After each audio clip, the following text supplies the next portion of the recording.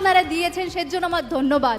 এত ভালোবাসা, এত আশীর্বাদ আপনারা দিয়েছেন, এর থেকে বড় পাওনা আমার জীবনে কি? তা প্রশ্ন করি কি দাদা, যখন 7ই এপ্রিলে আপনাদের একটা নিজের মন্ত্রী, আমার নিজের দাদা শান্তনু ঠাকুর, আমার মা বিধবা, আমার মা বিধবা, সেখানে আমার মেয়ে, আমার বড়দির একটা ছেলে আছে, সেখানে ওকে মাঝরাত্রে বার করে দিয়েছিল, সেসবের উত্তর তো আপনারা দিলেন না। তার তো কোনো বিচার নেই। কেন?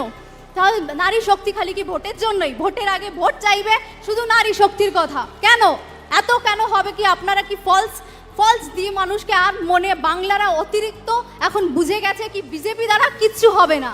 এখন যা আছে আমাদের তৃণমূল কংগ্রেস, আমাদের সাথে আমরা তৃণমূল কংগ্রেসের কাছে আছি। আমার প্রিয় দাদা শান্তনু ঠাকুরকে আমি বলে দিই কি ওনার এমনি ডায়াবেটিস, সুগার ওনার আছে, এত স্ট্রেস উনি নিতে পারবেন না। আগামী লোকসভায় আপনার যত স্ট্রেস আছে, আপনার যত কষ্ট হোক আমাকে দিয়ে দিন। আপনার জন্য আপনার বোন পুরো বাংলা ঘুরবে, আপনার আর কষ্ট করতে হবে না। আপনি ঘরে বসে থাকুন, আপনার জন্য আপনার বোন কষ্ট করবে, আপনার আর কষ্ট করতে হবে না। এই কথা বলে আমি বক্তব্য শেষ